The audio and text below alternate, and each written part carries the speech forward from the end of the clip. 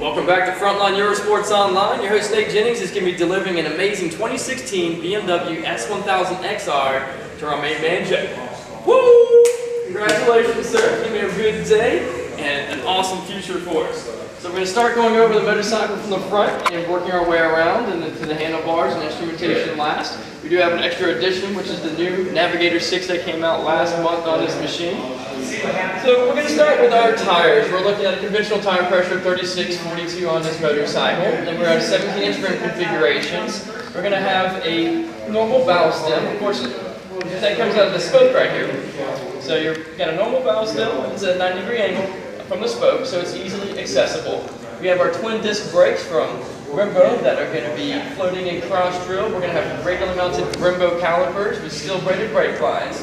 This big gold fork leg right here is the designator that we have DDC because you took ownership of a premium level model. So that is going to be electronic suspension, dynamic dampening control. We'll go over that when we get up in there a little bit later.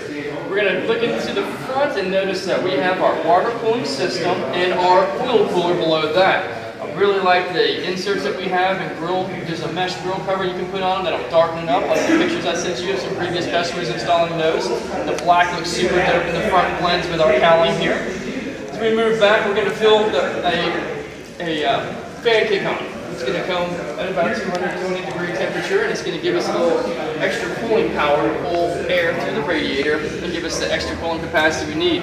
We have an overflow for our coolant right here, so that gives us our visibility of our high and low mark for our fluid levels of our radiator. We have our water lines that we can follow back to our water pump, leading us to our inline four-cylinder with 160 horsepower. Monster, right? So we have our inline four-cylinder that's going to be fuel injected and chain driven. So unlike your GS Adventure, we have to do some chain maintenance that we'll go over here in a minute. Serviceability, we've got our oil fill. On the other side of the engine is a sight glass, and we have our spin-on filter and drain on the bottom.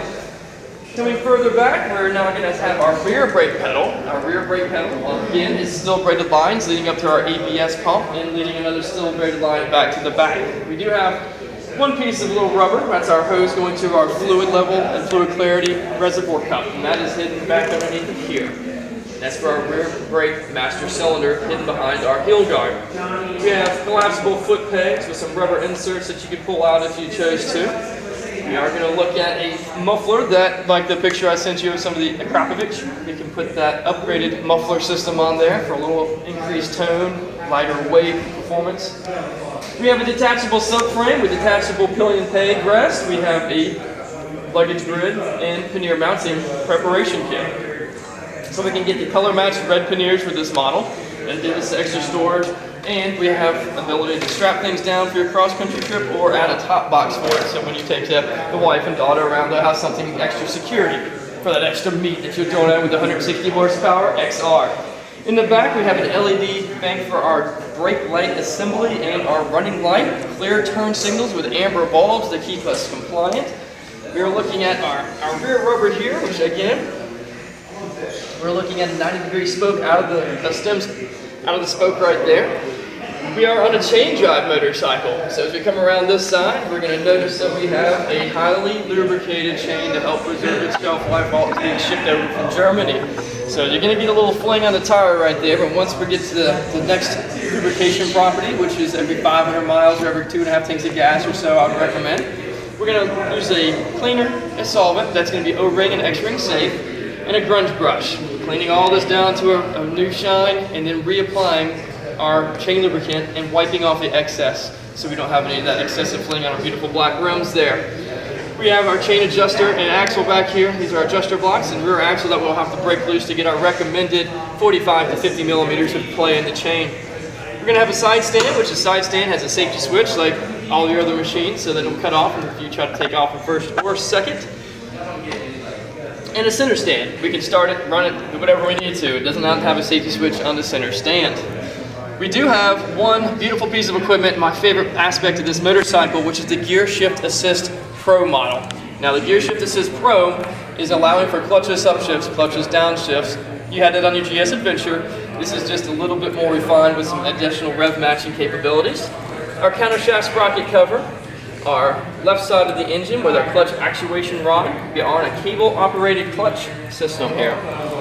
So, there's not a lot more to show you on this side except for our sight glass that you can see right here on the bottom of the engine. Our spin-on filter, if we come and poke our head through this angle right here, you can see your spin-on BMW filter on the front. Let's get back up into the good, fun stuff, all right? We've got a key in the ignition right now. We do have the ability to pull our saddles off. So if we get into here in the right spot, and pull our saddle off. It is a one-piece saddle that's going to expose our toolkit, our battery, our ABS module, and everything else we don't need to worry about or play with in there, please. You have storage for your owner's manual under the pillion seat right here.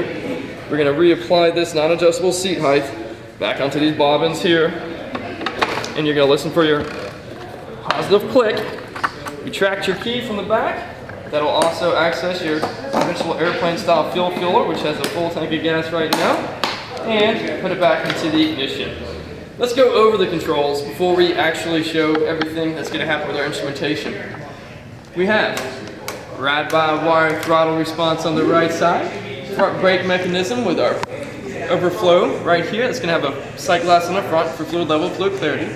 Our front brake lever is adjustable. We have heated grips. You're used to that. We have mode selection. You're used to that, but we've revised that. We don't have any enduro modes like you did on the Adventure. We now have Rain, Road, Dynamic, and Dynamic Pro. So those are our 4 options that we'll go through. Our run cycle switch and our start button integrated to one switch, which is not mandated to pull a clutch in, even though it has a clutch safety switch. That's going to benefit us, I think, most with our cruise control deactivation, we'll go into in a second. We have our horn, our turn signals, cancelization, our multi-function controller that will operate our brand new Nav 6. It's a sexy frame machine setup that you have right there. I like that. Our trip and info for our board computer, our ABS and traction control that is switchable. We can completely deactivate, and our DDC suspension. And we'll go over here.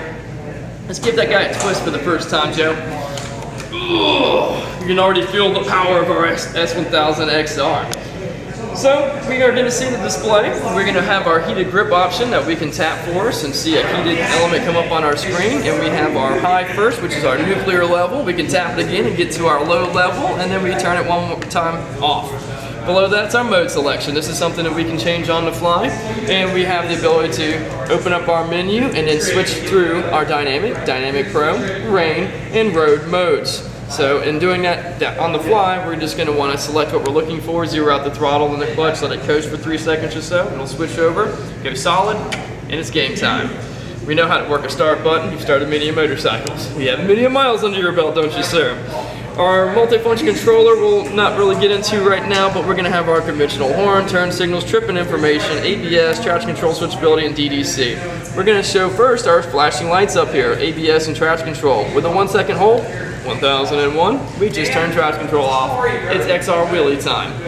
We can hold that a little bit longer and solidify that we wanted to turn off both ABS and traction control. Now I can just turn my ABS off, my traction control on. Once you roll this bike 7 feet, 7 miles an hour or so, you're going to see those lights go away if they were flashing. If they are solid, then it's going to stay solid as you made the conscious decision as the pilot to turn that option off. So, we'll play with that some more and turn these puppies back on for the safest ride option for you when you get back on the road here. Below that, we have accessory lighting lights that will illuminate if we add the auxiliary LED lights, which I highly suggest, and I think you were talking about that with us earlier. We're going to have our cruise control lights and a check engine light. We have a neutral light, and we have our high beam light next to that. Going into the instrumentation, we have our beautiful white face tachometer. We have a speedometer that is digital. We went through the mode selection. Our fuel bar is right next to that, showing us increments of levels of fuel. We have a gear indicator. We have our ambient air temperature, and now range right now, 155. I want to cycle through that area. I'm going to use the trip. Now I've tripped 1, I've tripped 2, I've gone to my average miles per gallon, average miles per hour, and back to my odometer. I'm going to slide back into, obviously, range and trip 1s and trip 2s after that next. Well, that's the information button. So first, this is bred off the S1000XR machine and instrumentation. So a lot of it's lap timer information I don't need to go over with you. We have our race info. I will show it to you, but not necessarily go over it. Race laps, our best ever, our best, our last, our total, our deleting our laps, and deleting our best ever, exiting back out of there. Unless we're racing ourselves to work. When I take you to the track that you earned your track day purchasing this motorcycle from Frontline, we're gonna use something besides the factory lap timers in here. We'll set you up with a transponder and such if you need to know your lap times. But we're gonna go into our setup menu next. There'll be two different menu options in there. We have equipment and we have racetrack. Let's go over the really important. Let's go into equipment. Equipment is going to be the one that really allows us to finagle with what we're utilizing. We have setting of our time. We have the brightness of our screen, which I want to hold down the info button, let it blink, and then modulate through what I desire. We're going to leave it as bright as possible, especially doing this demonstration live here. We have our tachometer. Shift light, we have it set right now for 7,000 RPMs because the bike is locked out at 8,500 until you get your first service and we unlock it, and that's protecting the engine that we have here. Next, we're going to have it cut off at 13.5. Obviously, we're running out of everything at 13.5, so that's a cool place to leave it. Brightness of our gear shift light. So under the GPS now, I can change the brightness of this because it does get extremely bright at night when you have it in the 8 Hertz option that you see flashing right now. We're going to keep that locked in at 100, but we're going to lock it in at either a solid, an 8 Hertz, or a 4 Hertz. Here's 8, here's 4, and here's solid. As the customer and pilot of this machine, do you prefer a certain, you want it flashing, letting you know because you're going to be having your head down the track, right? Excellent. So we're going to lock that in at 8, and then we have our GPS time on. We want them to communicate, that's awesome. And we'll exit back out of our setup menu. Our equipment menu and our setup menu, we'll go to racetrack. Racetrack again, we're getting into lap timers. We're gonna have the best in the hold for 3 seconds and 10 seconds in trigger auto. We have a bunch of stuff that you can read through if you want to get into that. But we have one more option, which is our DDC we haven't talked about. Our DDC is going to be dynamic dampening control. We have a non-adjustable preload front light fork leg over here, and this one is dynamically changing as we're riding the motorcycle, taking into account our ride height sensor, how much weight's on the machine, and how fast we're going, and all those good variables. To change that, first let me get out of my other menu. Get out of setup. Boop. Go back to our normal display that you would see. We're going to hit the shock button on the left control below our ABS and traction control that we already demonstrated. One quick burst will allow us to change between our road or our dynamic damping values. Road, dynamic. You're a hard rider, you want to go out and hit the mountains and the twisties that we have here in the beautiful Blue Ridge Mountains, so we'll roll over there. Then we're going to have the activate and hold option that allows us to go from a single up to a single with a briefcase, that's single with gear. Holding in, 2 up riding mode, and go back to single up right here. So it's hard to see, especially for a lot taller pilots with the angle of the screen that we have right here, but you know what you got going on up there. Stick your head down if you have to. And you got a new shoe berth helmet, so you have the modular aspect, you can pick it up and take that cool look down there if you wanted to. So now we've gone over your BMW S1000XR in its entirety. Do you have any questions for us? Nope. You want to see what she sounds like? You get it started for the crowd so they know what it sounds like? Yes. Let's pull it off the center stand and push this bad boy outside. Get the hatches for us real quick and let Joe start his motorcycle for the first time.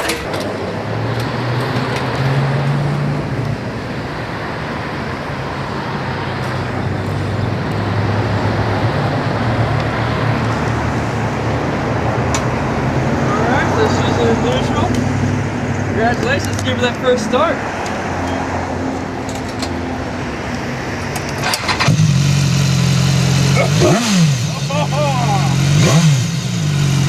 Nice. Makes it hard to keep a beat, doesn't it? Amazing. So thank you for working with us at Frontline Eurosports. Look forward to all the adventures we're going to have together. Their first one.